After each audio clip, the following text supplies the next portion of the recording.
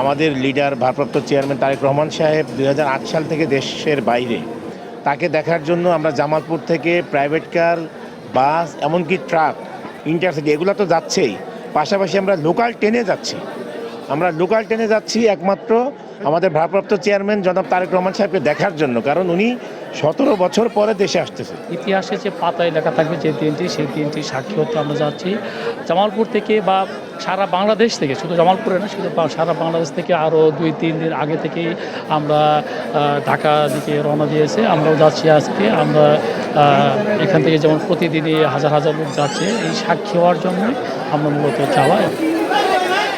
বিএনপির যুগ্ম মহাসচিব রুহুল কবির রিজভী উনি বিএনপির পক্ষ থেকে বাংলাদেশের বিভিন্ন রুটে ট্রেন আসা এবং যাওয়ার জন্য অনুমতি চেয়েছেন।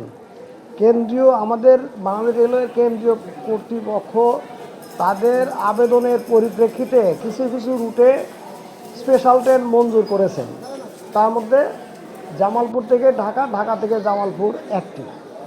তো সেই ট্রেন বুক হয়েছে। আগামীকাল 25 তারিখ ভোর 5টায় জামালপুর থেকে ঢাকার উদ্দেশ্যে ছেড়ে যাবে এবং ওই ট্রেনটি 25 তারিখ 19 ঘটিকায় কমলাপুর স্টেশন থেকে আবার জামালপুরের উদ্দেশ্যে ফেরত যাবে।